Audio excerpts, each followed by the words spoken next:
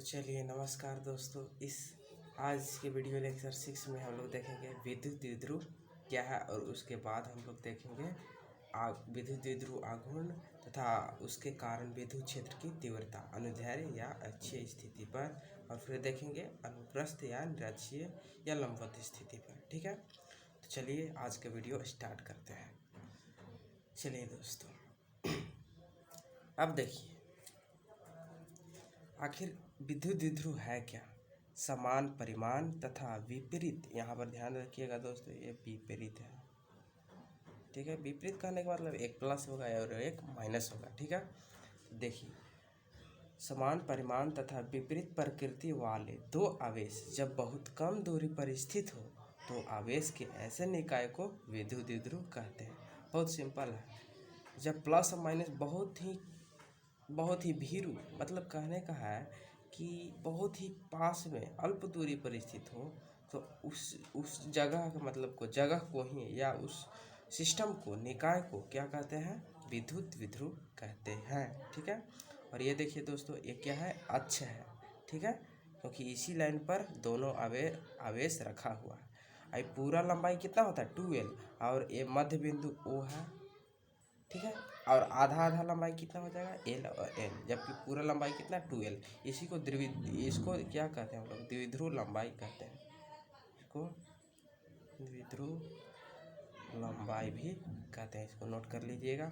और इसका देखिए, इसका जो होता है इलेक्ट्रिक फील्ड लाइन, विद्युत क्षेत्र की रेखाएं इस तरह से होती है। ठीक है, एक बात ध्यान रखिएगा दोस्तों, इसके पहले वाला वीडियो लेक्चर में हम बताए थे कि इसका जो क्या होता है, इसका इलेक्ट्रिक फील्ड लाइन इधर से इधर जाता है। नहीं दोस्तों, प्लस से माइनस की ओर ही जाता है। और क्या कहते हैं, विद्युत द्विध्रुव के लिए क्या है, प्लस से माइनस की ओर ही जाता है। ठीक है, तो अब आगे देखते हैं क्या है विद्युत द्विध्रुव आघूर्ण। विद्युत द्विध्रुव कुछ नहीं है दोस्तों, ये तो सिंपल बस आवेशों का ऐसा निकाय है जिसमें दो विपरीत एवं समान प्रकृति का आवेश क्या हो, बहुत ही कम दूरी पर स्थित हो। ठीक है दोस्तों, और उसका ये इलेक्ट्रिक फील्ड लाइन का इसका डायग्राम है, इसको भी छाप लीजिएगा दोस्तों। ठीक है, अब आगे चलते हैं। आगे क्या है दोस्तों, विद्युत द्विध्रुव आघूर्ण, वेरी इंपॉर्टेंट ये भी है कि ना। ये भी क्वेश्चन आता है कि विद्युत द्विध्रुव क्या है तथा विद्युत द्विध्रुव आघूर्ण को परिभाषित करें। इस तरह से भी आता है क्वेश्चन। तो देखिए हम लोग सारे क्वेश्चन पढ़ेंगे, सारे हम लोग थ्योरी पढ़ लेंगे, उसके बाद जो क्वेश्चन आएगा आप लिख दीजिएगा दोस्तों। चलिए, विद्युत द्विध्रुव के किसी एक आवेश का परिमाण, किसी एक प्लस हो या माइनस, आप प्लस माइनस में नहीं लेंगे, कोई एक आवेश। क्यों? क्योंकि दोनों तो समान ही है।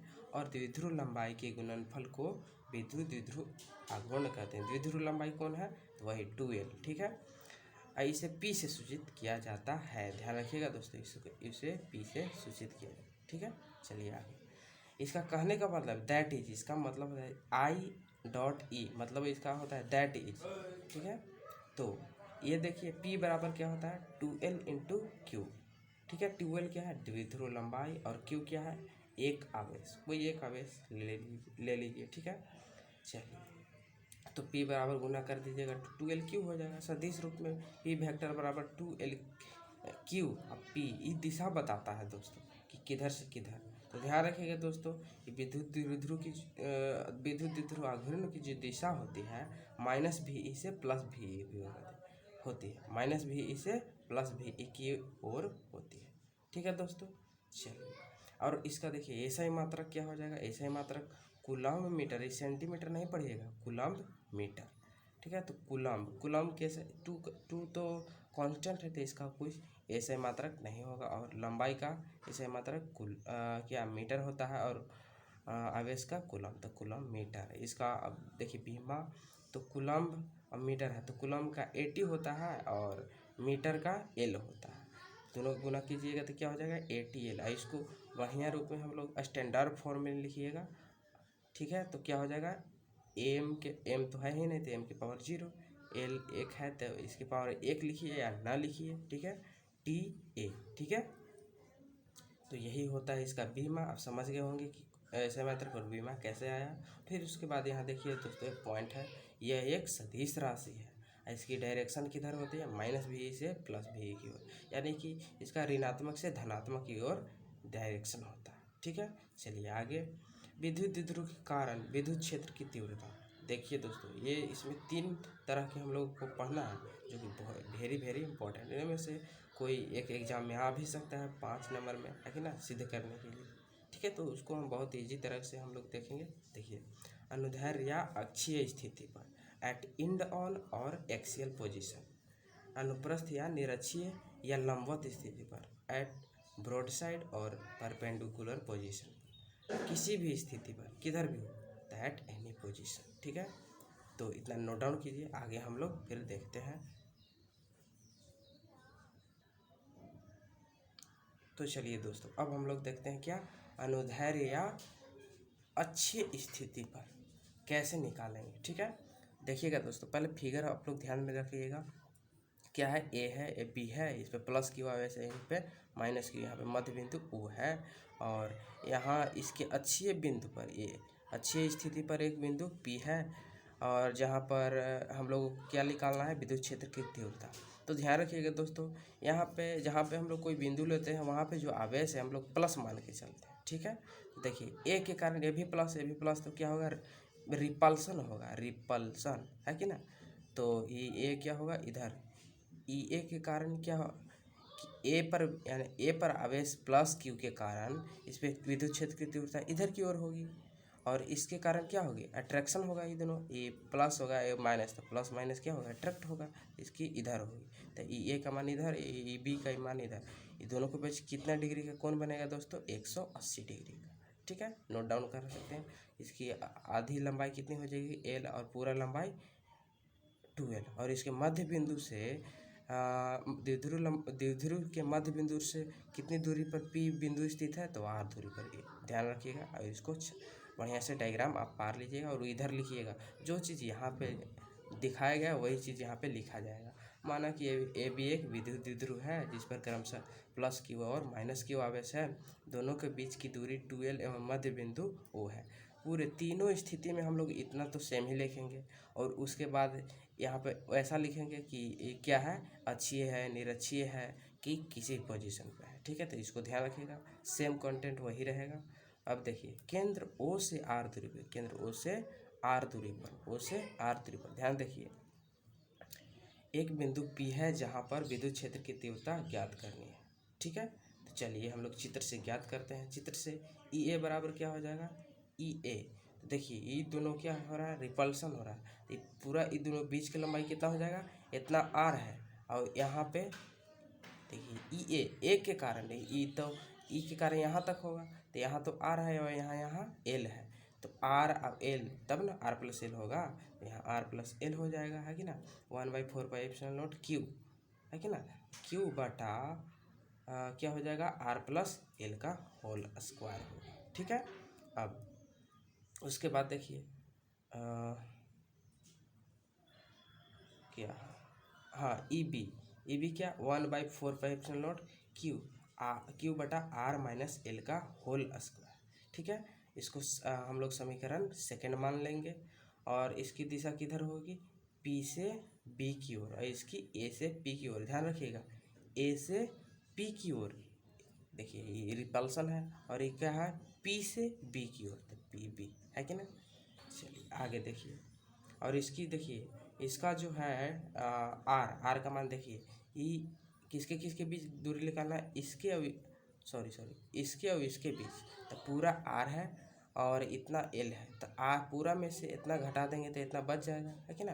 तो वही यहाँ आर माइनस एल हो जाएगा। अब उसका होल स्क्वायर होता है, आप लोग यहाँ पे एक फार्मूला पढ़े होंगे कि ई बराबर क्या होता है, ई बराबर विद्युत क्षेत्र की तीव्रता बराबर एफ बाय,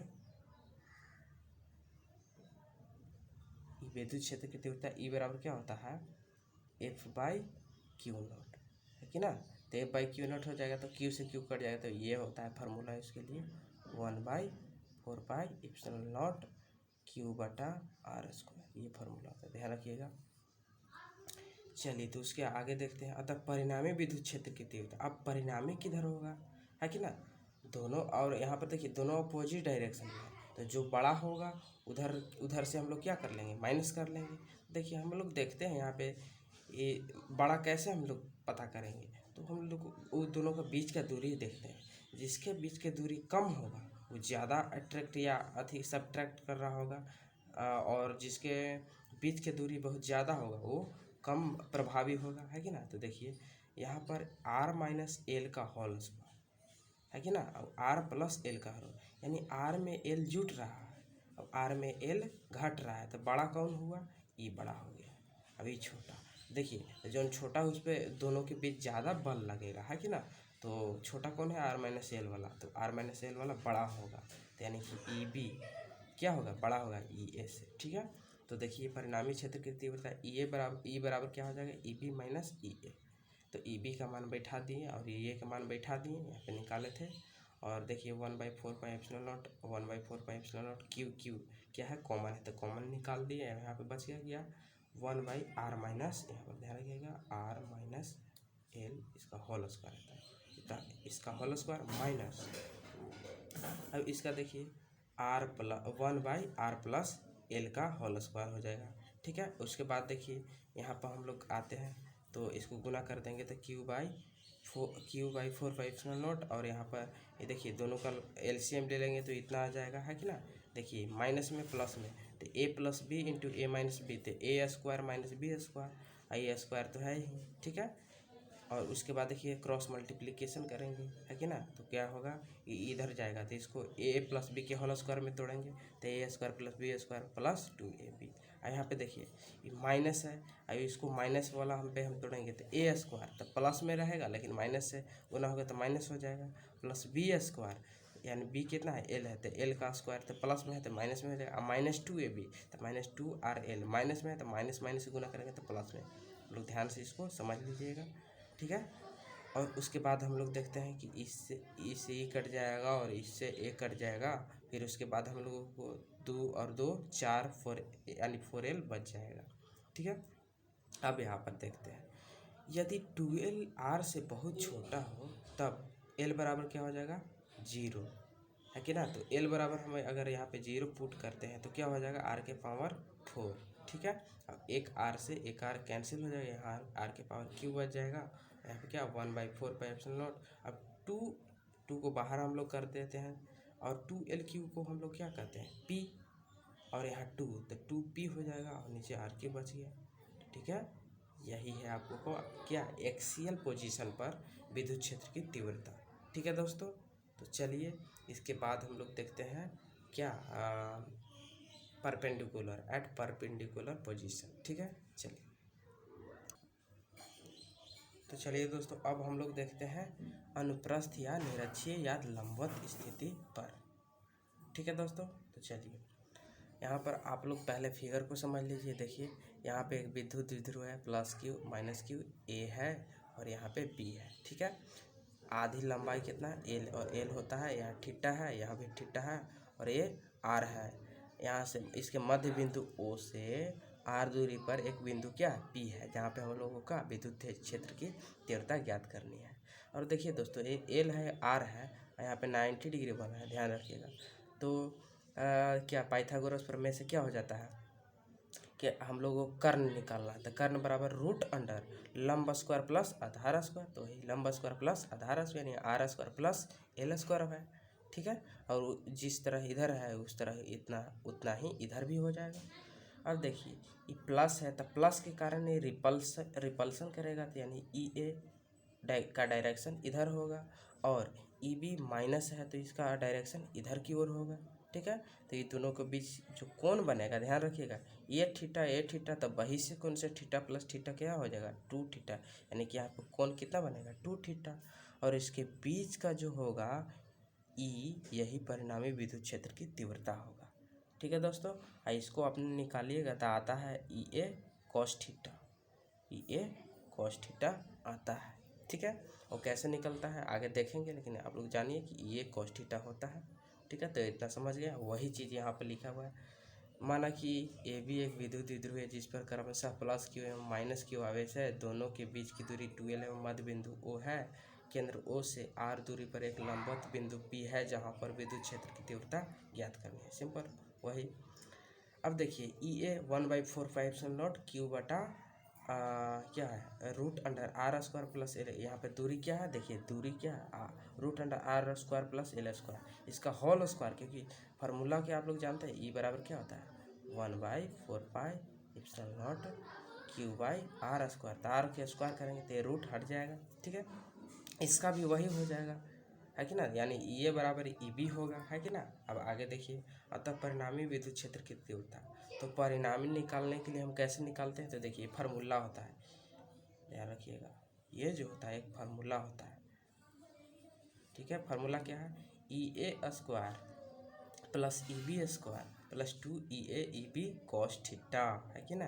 देखिए इसका ई ए और ई बी तो सेम है कि ना, यहाँ पे लिखा हुआ है, देखिए ई ए और ई बी सेम है, तो 2EA और ई बी है कि ना। 2 या तो ई ए मान लीजिए दोनों को, या तो ई बी, तो 2EA हम मान लिए तो 2EA स्क्वायर। ये भी देखिए ई ए दोनों ई ए ही होगा, तो EA स्क्वायर 2EA स्क्वायर और कॉस एक्स का मान कितना है 2 थीटा, ध्यान रखिएगा एक्स का मान 2 थीटा है, तो यहाँ पे 2 थीटा हम बैठा दिए। अब 2EA स्क्वायर कॉमन है तो इसको कॉमन ले लिए, तो बच गया क्या, यहाँ पे 1, यहाँ पे cos 2 थीटा। अब देखिए 2EA स्क्वायर को हम लोग बाहर किया, 1 प्लस कॉस थीटा, 2 थीटा बराबर क्या होता है 2 cos स्क्वायर थीटा, तो 2 cos स्क्वायर थीटा, तो 2 है तो एक बाहर निकल जाएगा, ई स्क्वायर 2 है तो एक बाहर, cos स्क्वायर थीटा थी एक 2 है तो एक बाहर निकल जाएगा, यानी 2EA cos थीटा, वही हम लोग यहाँ पे पहले लिख दिए थे, ठीक है। तो चलिए अब 2EA cos थीटा आ गया, अब यहाँ पे मान बैठा दीजिए, क्या 2, तो 2 यहाँ पे हम लिख दिए डायरेक्ट, तो 1/4πε0 क्यू बटा आर प्लस एल का होल स्क्वायर होगा, सॉरी रूट में था तो होल स्क्वायर उसका था, तो ये क्या रूट हट जाएगा, तो R square plus L square बचेगा इनटू अब cos थीटा। तो cos थीटा ध्यान से देखिए दोस्तों, यहाँ पे क्या हो जाएगा, cos थीटा बराबर क्या होता है B/H, है कि ना। तो बी कितना है एल, है कि ना, इसके हिसाब से ये लंब हो गया, है कि ना, लंब। अब इसके हिसाब से क्या हो गया, ये आधार बटा कर्ण कितना है root under R square plus L square, है कि ना। तो यही यहाँ पे मान बैठा दिए हैं, आप लोग देख सकते हैं। फिर इसके बाद क्या होगा, यदि एल 2L जो बहुत छोटा हो तब एल का मान 0 हम बैठा सकते हैं। तो यहाँ पे देखिएगा एल का मान 0 बैठाएंगे तो आर स्क्वायर यहाँ बच जाएगा, और यहाँ पर क्या होगा एल का मान 0 बैठाएंगे तो ये 0 तो आर स्क्वायर हो जाएगा, तो आर स्क्वायर कितना हो जाएगा, आर स्क्वायर के रूट में निकालेंगे तो एक बार बाहर आ जाएगा, यानी आर क्यूब, यहाँ पे 2L³ बच जाएगा, ऊपर 2L³। यहाँ पर ध्यान रखिएगा 2L³ हम लोग पढ़े हैं क्या, P electric dipole moment, P बराबर क्या होता है 2L³, है कि ना। तो वही 2L³ बराबर डायरेक्ट हम लोग पी लिख दिए हैं, वही चीज़ है। देखिए दोस्तों ये निरक्षीय स्थिति में ये था, वो अच्छी स्थिति में केवल यहाँ पे 2 लगा हुआ था, नोट कीजिएगा, ध्यान दीजिएगा यहाँ, ठीक है दोस्तों। तो आज के इस वीडियो लेक्चर में यहीं तक, और इसके पहले वाले वीडियो लेक्चर में आप लोग सब देख चुके थे कि कितना बढ़िया तरीके से आप लोग पढ़े थे। अगर आप लोग कोई दिक्कत हो तो आप कमेंट कर सकते हैं, ठीक है दोस्तों। चलिए धन्यवाद।